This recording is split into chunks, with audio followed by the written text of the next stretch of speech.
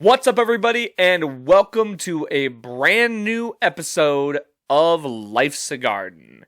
Thank you so much for joining me today.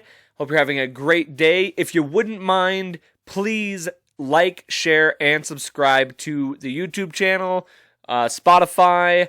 We are no longer on Apple Podcasts because my platform that I go through does not include Apple Podcasts anymore. So you can find us on Stitcher, Outcast, Google Play, or Google Podcast, I think. There's a bunch of different platforms. Unfortunately, Apple Podcasts is no longer one of them. But if you wouldn't mind subscribing to one of those and following, rate, review, do all that, really helps us out. I want to start off this episode by reminding all of you out there to be yourself. I think it's easy for us to see other people and want to mimic either the way they are, their success, or even if it's not just success, it's something that they do that you enjoy, you know what I mean? Or it's okay to enjoy things. You can enjoy that and not be that, if that makes sense. I think you should, rather than try and mimic other people, lean into being more of who you are and the things that you're good at and the things that make you uniquely you. I think some of us try and disguise who we are by hiding behind masks and trying to be what we're not. Instead, lean into who you are as an individual because that's unique in itself. I mean, obviously, if there's things that you don't like about yourself, you can change that because, you should always be who you want to be and be the person that you strive to be. But don't shy away from the things that make you who you are. The things you enjoy in life. Even if people think that they're silly or stupid, then those aren't the people you should be hanging out with. You know, if things make you happy, if there's things in life that you specifically enjoy, do those things, be a part of those things, and fill your life with that. Because that's what makes you you. And that's what I wanted to start off with today. Just a little reminder for everybody out there that the only person you can be is you, and you should definitely lean into that and not let anybody dictate who you should be. And with that, let's get into today's episode. Got a lot of fun stuff to talk about, so we're gonna start off right. Hit that intro music. It's episode 148 of Life's a Garden.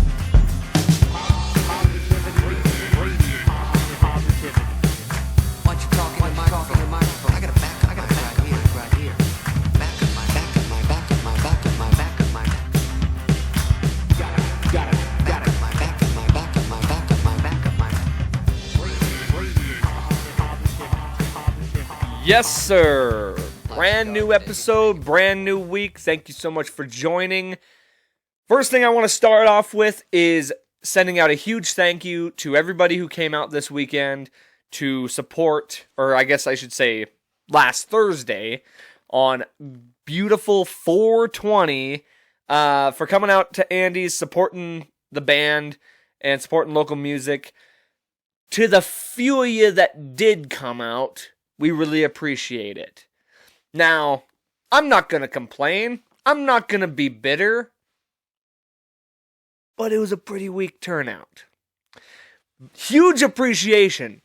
Huge kudos to everybody that showed up on a Thursday night who wasn't sitting at home sparking a doobie and getting stoned and vegging out on their couch. Appreciate you coming out. To those of you that said you were going to come out and didn't, the fuck? What happened? Thought we were going to have a good time. Now, I understand. It was a Thursday. I understand it, Andy's isn't exactly a music venue. But I guess for me, I felt like I had a big responsibility in filling the place up because I kind of put my, not neck on the line, but I kind of put my reputation, not even that. That's the wrong word. I gave my word. You know what I mean? I kind of gave my word that we had a fan base that was, and I'm not dissing our fan base by any means. I love our fans. We have great fans, great followers who come to a lot of shows. And for that reason, I expected a similar outcome. And so for that, I kind of boasted the fact that we were going to be able to fill up the venue. And I understand it's a work night. There's other events going on. It's 420, which I know I've had 420 shows in the past. Let me just say this. 420 is stupid. It really is. You know why it's stupid? Because, yeah, it's the day you can smoke it up and post all your weed, your pot leaf pictures on your social medias, and it's 420, bro. But guess what? You can do that any day. You don't have to reserve it for one day. There doesn't have to be one day that we smoke it up and get high and talk about it. You can do that any day. The reason Christmas is so fun is because once it's over, it's over. We don't just keep giving presents. We don't just keep decorating Christmas trees. It's over. You can smoke weed on Christmas. And so therefore, 420 is kind of dumb. However, a lot of people like it. So I thought that would be a selling point for this show. Turns out, didn't really work out that way. Nonetheless, I am appreciative of the people that came out. I am appreciative of Andy's for allowing us to play. And I do want to give a huge shout out to both Do Fish Make Noise, who opened up. That's the second show in a row we've had them, or that they have opened up for us. And great young band. Check them out. And of course, Axe and Ass, who was our middle act there. Traveled from Helena, Montana.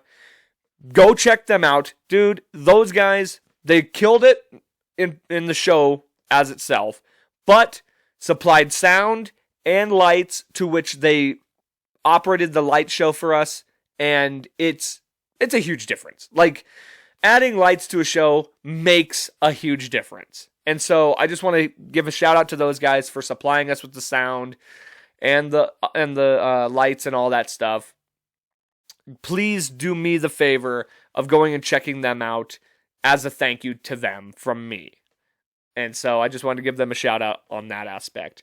But, and of course, like their music and their performance was great as well. So it was just an all around great. The show itself was a blast. It was a little discouraging not having a sizable crowd. You know, it always helps boost the morale when you have more people to play in front of. But I'm not going to overly be discouraged on that in the long run. Like, it is what it is. Not every show is going to be perfect. Not every show is going to be great. I think for me too, the other thing that I will say about this show, I just feel like even before the crowd, like, morale was kind of down for some reason. Like, I felt like a couple of the guys in the band just, the vibe wasn't there, you know? And that happens. It happens in everything. It happens in life. Some days you show up to work and you're ready to go. Some days you just aren't feeling it, right? Most of the days I'm not feeling it at work. But it's like athletes, you know? Sometimes athletes show up and they're not on their game because who knows what's going on in life or in their head or whatever. And I just feel like we had a couple of guys in the band that just, their head was elsewhere, or maybe they just didn't, it wasn't the day they felt like playing a show. Nonetheless, musically, I thought we did great. I thought we performed well. So nothing to take away from that aspect of it. It didn't hinder the performance. I just felt like the energy level and like the vibe for us wasn't where it usually is. I think that kind of played into the staying power of how we felt about the show in and of itself afterwards. But nonetheless, another show in the books. Much appreciation to everybody involved, and please go check out both Do Fish Make Noise and Axe and Ass. We really appreciate them being a part of the show. And who knows, next time it'll be better. You always look to elevate and move up. You can always do better, no matter how things happen, whether they're good or bad. You can always look to improve. And so everything we do in life, everything we do as a band, or anything that you do, look at it as an opportunity to get better at it. You can always find things that you can improve on. So that's what I look at this as. It's just a learning curve. And we continue to learn.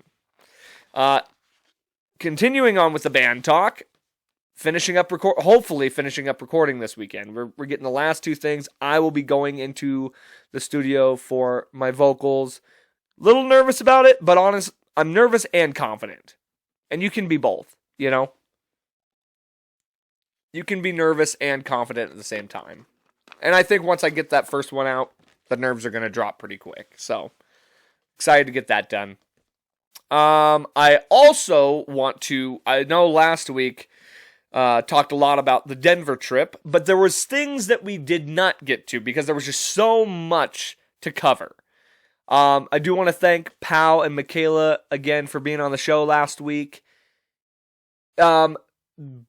Pretty interesting experience to have taken the podcast on the road for the first time. And you know what? It was a big learning experience as a whole. First of all, I want to apologize for the audio issues. It was the first time using directional mics, which I learned quickly isn't ideal. Okay? Clearly, like, these type of mics are the better option. But the audio, I apologize for the audio. It was great to be able to. It was a fun experience. It was something different, you know. And the thing of it is, here's another thing: a learning experience. I was gonna save this as a surprise, but I was planning on doing a podcast from Ireland, right? Same situation. Me and Aaron, we were going to podcast and talk about our trip, how it was going in Ireland, and I think I'm going to abandon ship on that. I will obviously do a Ireland recap episode and talk all about the trip, but hauling this shit on an airplane is stupid. Like, there's so much equipment I have to take. Even when I condensed it to that's why I condensed it to the directional mics, because I didn't want to take the arms and all the extra shit. It was a 20-pound bag, even with condensing it. And it takes up so much of my extra legroom that I've paid for, it's not even worth it. So, I am, especially when I'm going for a 5-day trip or a 6-day trip, I'm going to want to pack extra stuff. And if I'm going to pack extra stuff on a carry-on, I don't have room for podcast equipment. So, it was nice to have done like a trial run with taking the podcast on the road. That being said, I think I'm going to nix doing that in the future because of just the extra stuff that is involved. And it's the travel aspect. It's the hauling of the equipment. It wasn't ideal. So, unfortunately, I will probably I could always change my mind, but most likely I will not be doing a show from Ireland. Sorry to say. But I was glad I got to do one in Denver, my home away from home. It truly is. It was a great time. Didn't talk about, so we hadn't done the Nuggets game yet. We had recorded the podcast the day of the Nuggets game, but it hadn't happened yet. So I want to talk about that.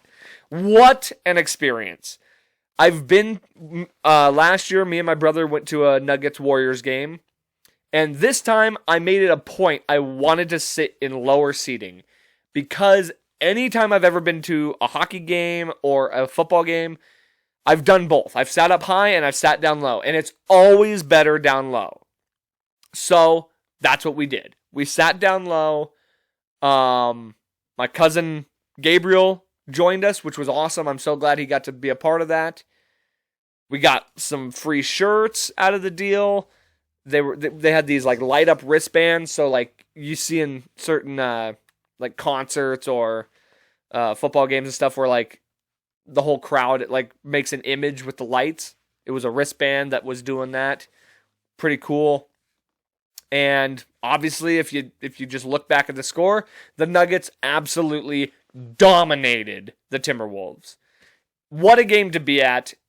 Every player was just on point, and great way to start the series, great way to start the playoffs, got to be there for it.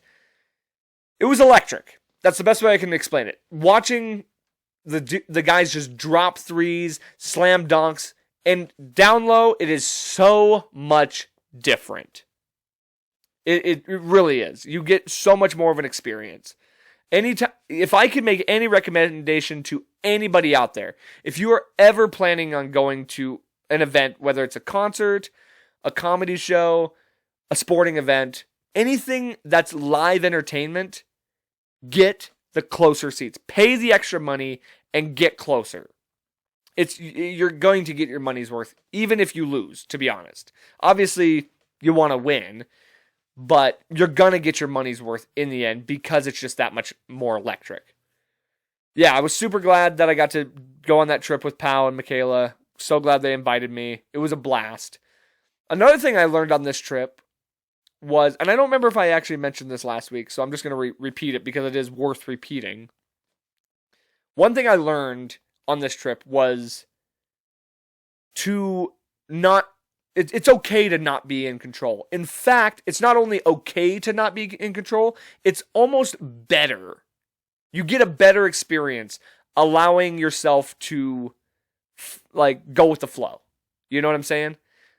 Pretty much for the most part, the only things that I had mentally planned to do for this trip were the hockey and basketball game. That was it. As far as where we were going to eat, where we were going to drink, the things we were going to do, that was on, I was leaving that up to them. And to be honest, it made the trip so much better for me. Like, there was a couple times we kind of just decided in the moment what we were going to do. There was no set agenda. It was kind of fun to be able to, like, just be like, oh yeah, let's go here. Like, that sounds like a fun place. Or that sounds like a good place to have breakfast. And it was great. Not only was it awesome because it was spontaneous, it was awesome because we found some really cool places that we didn't, like, have to really pre-plan on.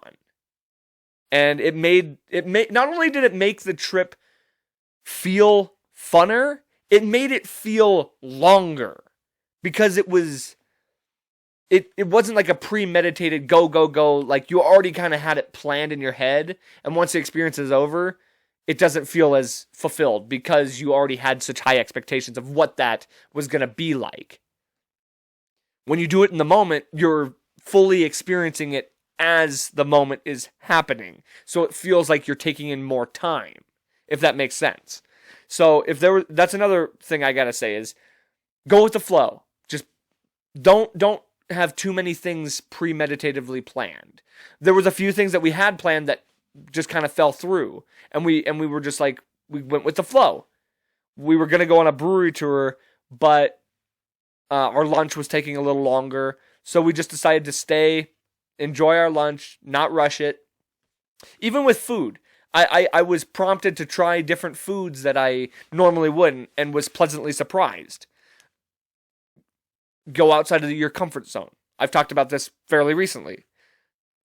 Reach outside your comfort zone, and you will be surprised at what you find you enjoy, and the things that you maybe closed yourself off to and were very like closed-minded about. If you broaden your horizons just a little bit, you may surprise yourself into finding out the things that you maybe didn't know you liked. So that was a very interesting part of this trip. Another thing I want to mention is the comic book store. We did not touch on that last week, which I have to make mention of. First time ever going to Mile High Comics, and this is like the big store. There's multiple Mile High Comics in Denver, but the Mile High Comics store is the big warehouse. They got big old statues in there of like Iron Man and Spider-Man and things like that. Major collectible items. We saw like $500,000 comics. They had the Spider-Man #1 in there for like $250,000. Signed comic books, signed memorabilia, a bunch of little statues of comic book characters, anime characters. It was, we were there for a couple hours. We went to the Denver Art Museum, which was very interesting. This was a very similar experience. Like just browsing around and just kind of like seeing these essentially artifacts.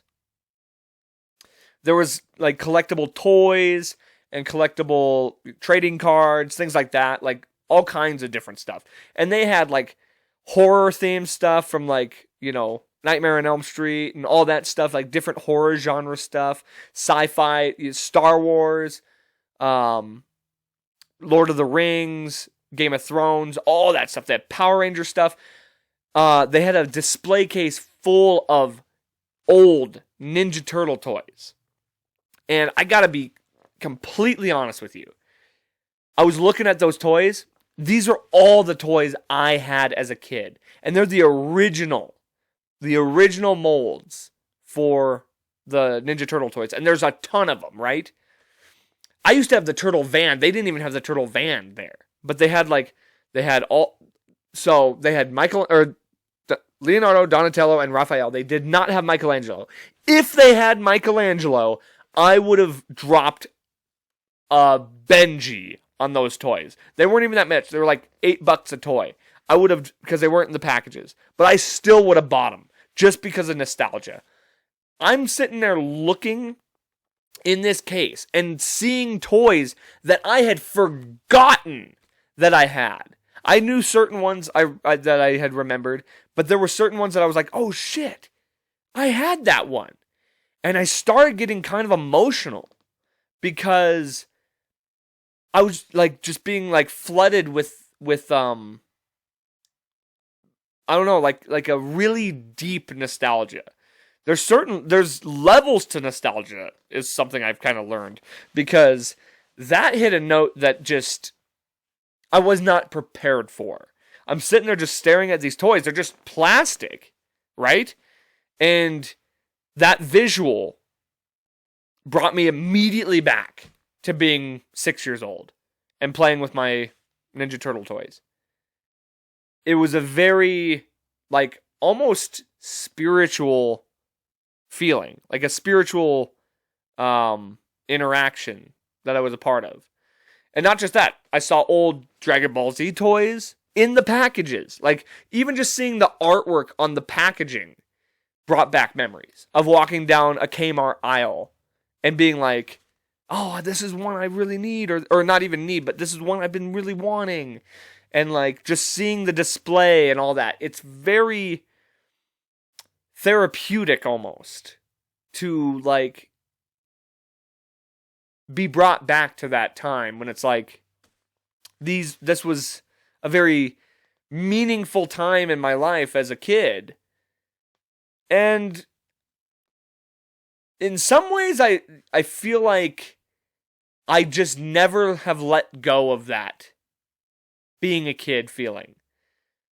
For who knows what deeply issued trauma I have that makes me want to just hold on to that and continue to watch cartoons as a kid, as an adult, and still watch animes from when I was a child and collect comic books and play video games. There's definitely less of that in my adult life, but there's a part of me that wants to embrace it still. And like I said, there's probably some very deep-seated issues in my past that make me want to hold on to that, or who knows? There's something there.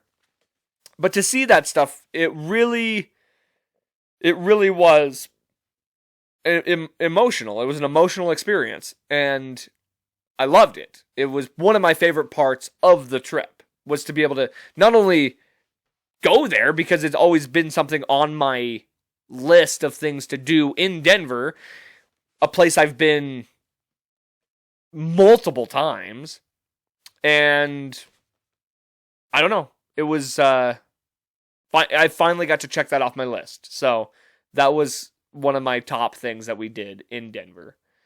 Also, my first time flying to Denver since the first time I flew to Denver. Like, as in, I flew to Denver when we went to Nashville, but it was the first time flying to Denver to stay in Denver, if that makes sense. I mean, it obviously makes sense. I don't know why I said that. But, and it's the way to go, man. It's like an hour and 15-minute flight. That's it. The time it takes to get to the airport and go through TSA, which, by the way, fucking, like, the TSA in Billings is a piece of cake. Okay? The line was, I don't know. When they say get to the airport 2 hours early, they are only talking about DFW and DIA and LAX and fucking New York. You know what I mean? They're only talking about the giant airports. They are not talking about Logan International Airport, because the line was hella long. It wasn't even that long. By hella long, I mean like 20 people. And I was in there, and I had to wait for like 40 minutes before I had to board my plane. I could have showed up 20 minutes before they boarded, and I would have been there on time. My anxiety wouldn't allow me to do such a thing. But TSA is so chill up here. They're just like, everybody's just like so nice and piece of cake. Denver, on my way back, dude, couldn't have been more rude.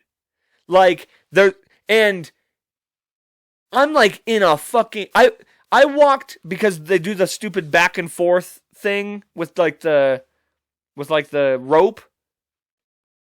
I walked like a mile to get 20 feet where I needed to go. Like 20 yards. It was like 20 yards from TSA to the door, and it took me a mile to fucking get there.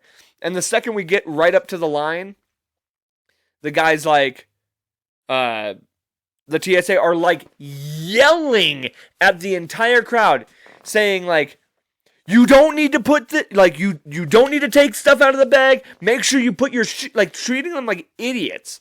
Make sure you put your shoes here. Take the belt off. Like, hello, idiots. Don't you know what you're supposed to do? What if it's somebody's first time flying and they literally have no idea what they're supposed to do? TSA in Billings here, we got like nice technology. You don't got to take your fucking laptop out. You don't got to take, one line at DIA was saying, leave the laptop in the bag. The line I got into was like, you have to take the laptop out. I'm like, what the fuck is it? Have all the machines be the same, okay? The one line had a different machine than the one I was in. Have the same fucking machine, alright? What are we doing here? You got one guy yelling this thing, and you got this guy yelling the other thing. No wonder people are fucking confused, and then you yell at them like they're idiots. TSA at a big airport would be the most miserable job just next to the DMV. But anyway, flying is still the way to go. Regardless of how long it takes to get to the airport, and you got to go through TSA and wait for your plane and all that. Still so worth it. Because that drive is just mind-numbing. It's maddening, especially on the way back. because you've already had your fun and now you just want to get home. And who wouldn't take an hour and 15 over 8.5 with traffic, with construction? Fuck all that. I'll take a little bit of turbulence any day. And we had a lot of turbulence on the way into Billings. And I was clutching my seat. The worst thing, okay, I got on the plane heading back home and I'm dying of thirst. I just want a little cup of water, all right? But of course, I gotta wait for us to get up in the air and stabilize so that they can bring the drink cart around. Well, my ass nodded off. I wake up, I see the drink cart. I'm like, oh shit, perfect timing. I'll get my water and enjoy the rest of the flight. Because I was dead ass tired. And then the cart goes right by me. And I'm like, what the fuck? And I look over to the two people next to me. Both of them got drinks. So I woke up right as the drinks got delivered. And so I went the rest of the flight with fucking cotton mouth. Not because I was practicing 420, bro. But here's a thought I had, okay? An interesting thought that came to my mind while I was on this plane. Is flight not time travel? Wouldn't you consider flying? Let's just put it this way. Wouldn't you consider advanced forms of travel time travel? It's not just location travel. Like, you're literally heightening the speed in which you get from one place to the next. We talk about time travel like it's linear. When people discuss time travel, we talk about going back in time or going forward in time. Like, I'm going to go back to the fucking Roman era, or I'm going to go time travel back to prehistoric times to see what things were like. Or I'll go to the future and see what, 2034 has to offer. But isn't driving time travel in a way? I mean, think of it this way, okay? People used to travel by stagecoach. The fastest form of travel that humans had adopted was horse. Horse and buggy. Or walking. That was considered the fastest form of travel. It would take, so to get from here to Denver, Colorado, to get from Billings, Montana to Denver, Colorado, would have taken a month. It would have maybe taken multiple months.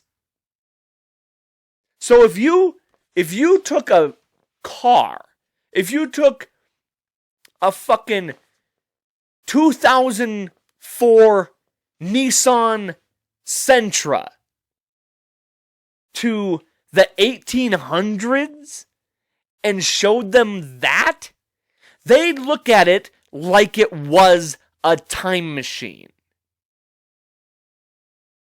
Because you're literally changing the fact that it takes somebody a month and a half to get from point A to point B and reducing that to 8 hours. And then you say to them, wait, hold up there. Oh, wait, we got more. There's more.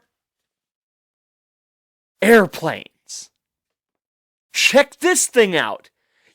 What used to take you a month and a half, now it takes an hour and 15 minutes. So this other thing that was 8 hours, we've reduced it even further to an hour and a half.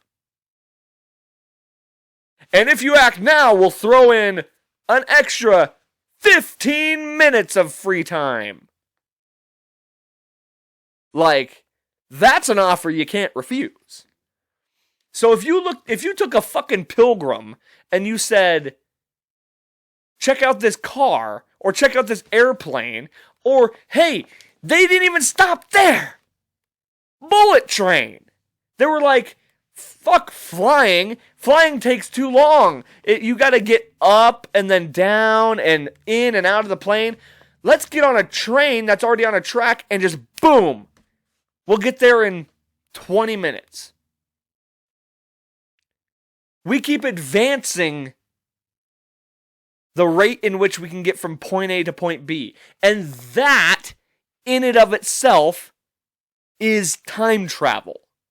Like I was saying, if you took a fucking pilgrim from the 1800s and showed them a plane, they would look at it like it's a time machine. Because it is. Time doesn't necessarily, like, if you're saving time by, like, even think about it from a more condensed situation. What would take me a couple hours to walk from my house to downtown takes me 10 minutes. The amount of time that is saving is you're traveling faster in time. It's time travel. We've already invented time travel. I don't need to go back and see the dinosaurs. All I need is to get to Denver in an hour. That's what I'm cool with that. That's enough time travel for me. And once they inevitably invent teleportation, that's the pinnacle. If I can literally step into a pod and be from here to Dublin, Ireland in seconds, in zero time, it's over. That's as much time travel as I ever need to just be able to get to any point on the earth. Like that. That's the time travel I want. Don't give a fuck about going to the future or going to the past. Do not care about that. Time movies are bullshit because it's always convoluted in some way, shape, or form. There's always some kind of convolution. The real time travel already exists. Planes, trains, and automobiles. That's it. We've already done it, folks. Cheers to inventing time travel. I fucking figured it out. I figured it out all on my own. Another thing real quick before I get off the Denver topic, ultimately. I've said the past. I'm 29, all right? Keep in mind, I'm still of the age where most adults think about changing scenery, wanting to move, wanting to do travel and things like that. And up until now, I have very, very staunchly thought that I would never want to or be able to live in a big city, such as Denver. And Denver probably would be my location of choice if I were to move to a big city. Mostly because population, traffic, crime,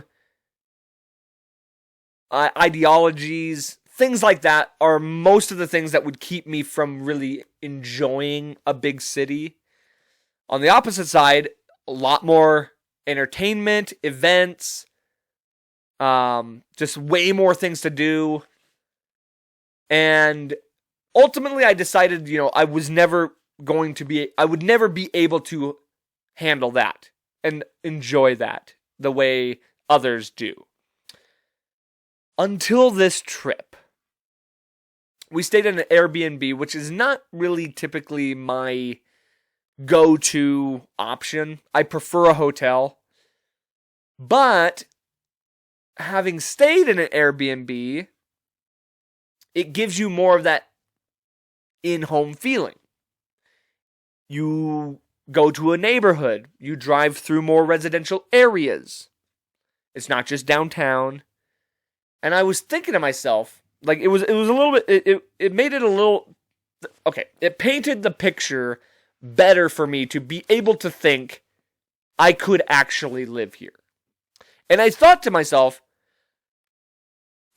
for the first time ever, well, not the first time ever, but the first time in the last 6-7 years, I thought to myself, I actually do think I would enjoy living here, and that I could live here.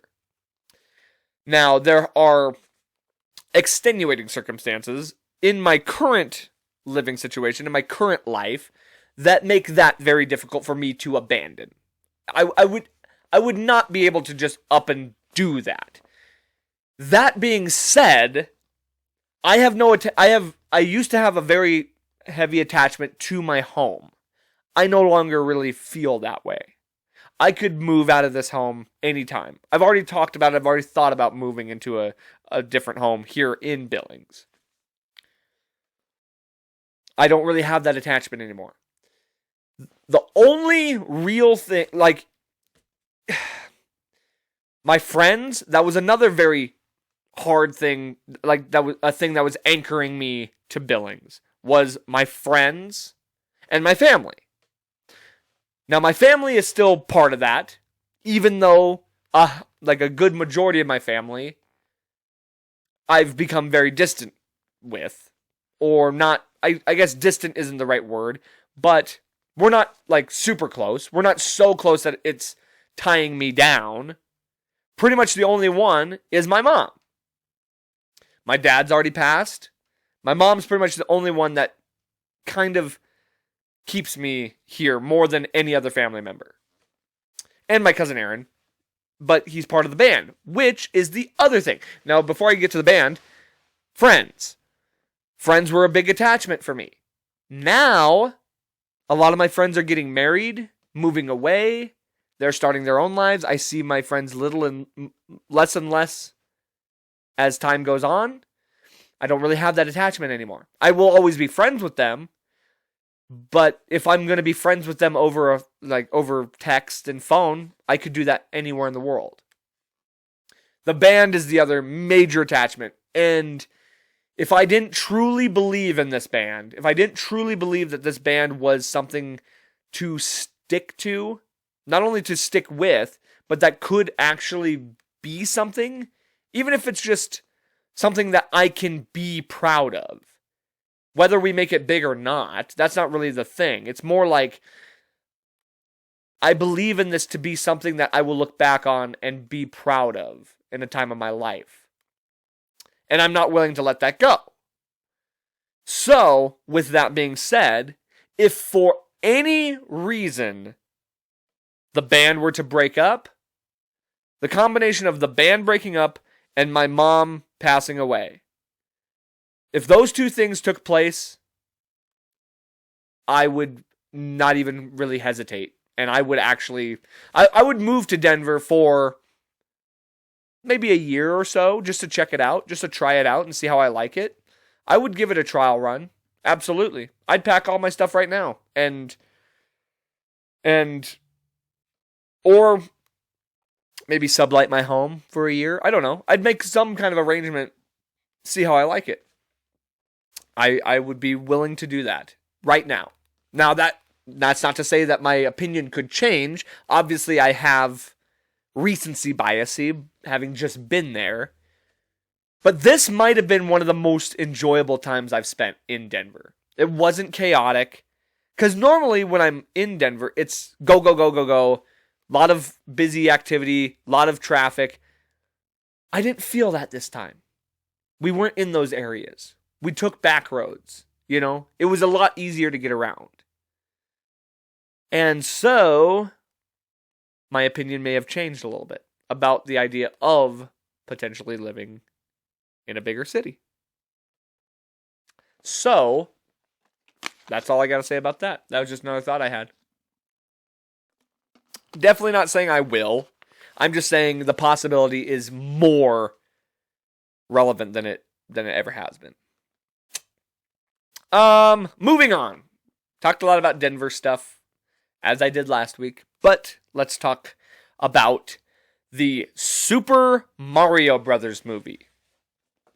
I have not seen it, but I definitely want to.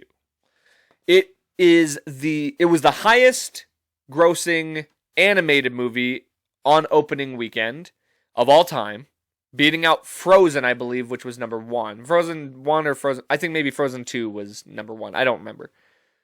And it is the highest grossing movie based on a video game. No real surprises on either of those for me, mainly because Mario is so popular, and it's particularly popular in Japan and Asia in general. And Asians love movies. So that aspect doesn't necessarily surprise me. It's Illumination is the production company, so it's not Disney, it's not Pixar or DreamWorks. Illumination, I think the only real property they have that's like their juggernaut is Despicable Me and the Minions. I think they had like maybe one other one that was like the Grinch movie. I think they do some of those Dr. Seuss movies. But now they are in the Nintendo game. No pun intended.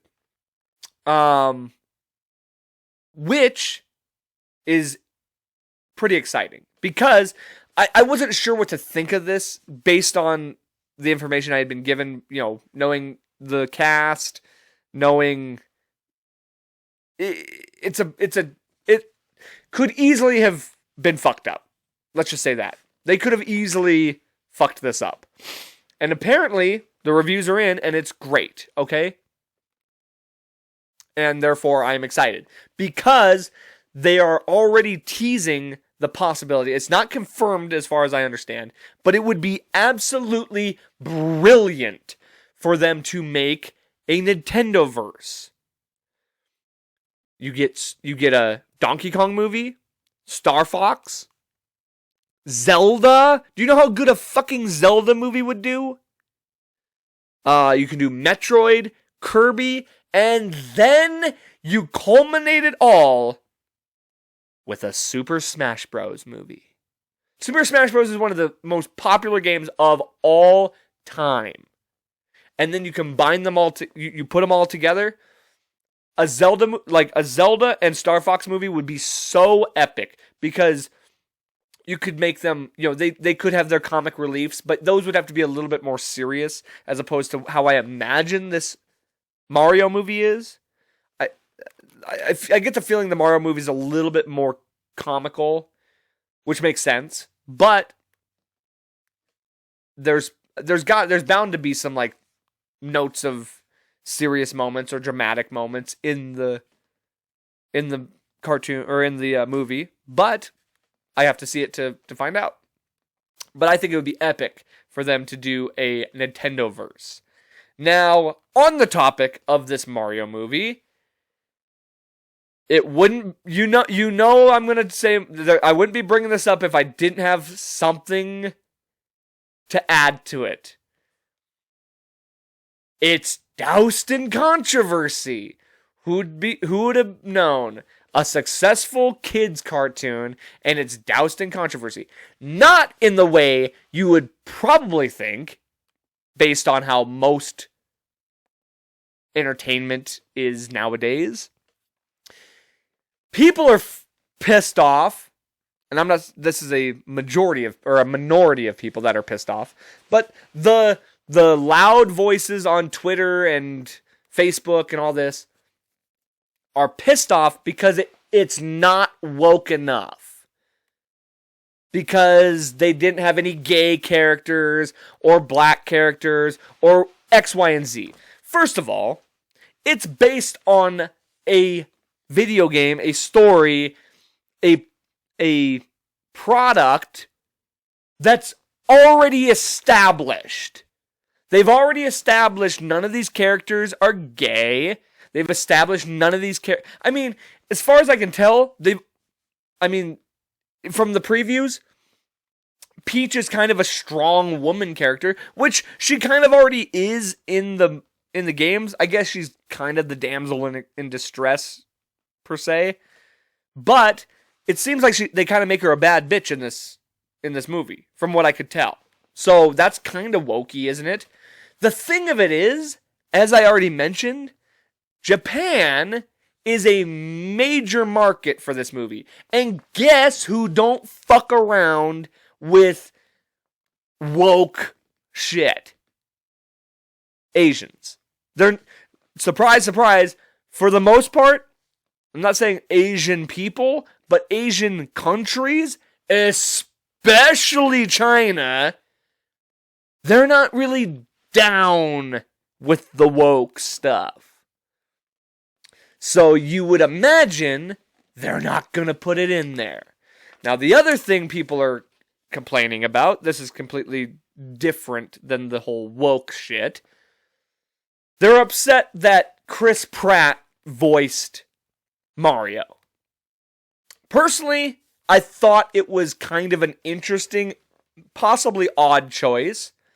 It didn't surprise me because he's a famous actor. The dude's a superstar.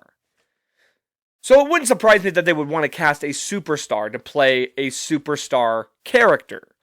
He has experience in like the Lego movie, which was a huge success.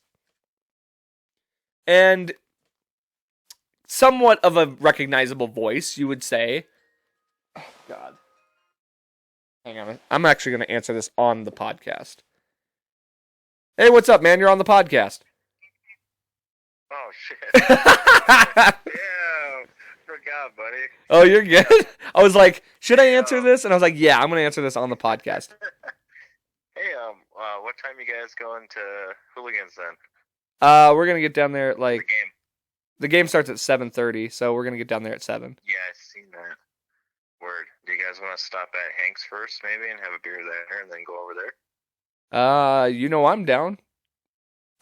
You can shoot Kevin a call and ask him, and then we'll make a plan. All right. Cool. All right. Say goodbye to everybody on. Say goodbye to everybody in podcast world. Bye, everyone. Life's the garden. Take it, brother. I'll see you later. All right. I'll see you. Okay. Oh gosh, gotta love putting people on the spot. Even though he interrupted my beautiful Mario rant, it's all good. That was Craig. Everybody knows Craig. He's been on the show before. Anyway, so people are upset about Chris Pratt, the voicing Mario. Like I said, superstar guy, has done voice acting experience or with the Lego movie. Now the thing of it is, you would assume he would try to mimic a Mario character's voice. He just does his own voice, right? He didn't really try to do anything different. To that point, yes, it's a little annoying that he didn't even try to do an Italian accent or anything, but somebody on Reddit made a decent point saying that it would probably get pretty annoying hearing "Let's go," all for an hour and a half long movie. That would get pretty annoying quickly. These people aren't idiots. They know what they're doing, okay? I'm not upset with the casting choice at all. It is what it is. If you want the original Mario voice, you got the games. Go play the games. You know what I mean? So that didn't upset me at all. This is something that I saw, and of course, you don't want to believe everything you see on the internet, so I won't. But what I saw was John Leguizamo, who I believe was in the original live-action Mario movie. I'm not sure about that per se, but I believe he was. John Leguizamo said something to the effect of, it's disgraceful that they didn't cast a Latino person to play Mario. Well, that makes absolutely no fucking sense. The character of Mario is an Italian plumber from Brooklyn. He's being voiced by an American from California, and you want him to be played by a Latino. What part of that makes any sense? Now, I don't know Chris Pratt's background. Maybe he is Italian. But if he's not, who gives a fuck? He's not. Mario isn't Latino. I know maybe you could see that, but he's actually, surprise, surprise, Italian. So I don't know if John Leguizamo's just dumb as fuck, or the people who made the original movie are dumb as fuck. At worst, he could have been played by somebody from Brooklyn. I mean, in reality, if you wanted him to be played by an Italian person, who would you want? What are we going to do? We're going to cast Al Pacino to play Mario? Oh, yeah. Oh, yeah. It's a me, Mario. Let's go.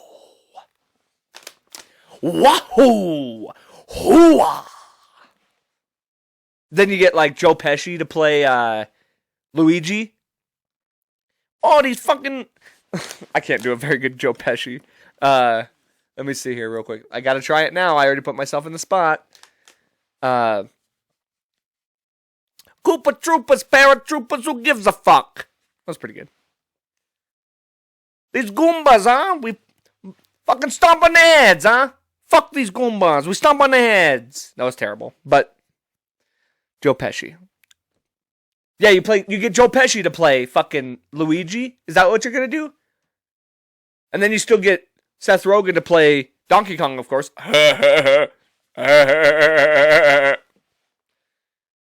Fucking, could you imagine if they would have cast a black person to play Donkey Kong? That probably wouldn't have gone over well at all, would it have? But let's be pissed that Chris Pratt's playing Mario.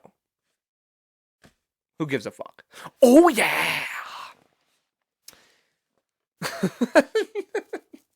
Fucking, I am on board for Al Pacino playing Mario. That sounds like something I would enjoy. Wahoo! Hoo-wah. Or De Niro, huh? Like, let's see. Can I pull off a De Niro? These mushrooms? Huh?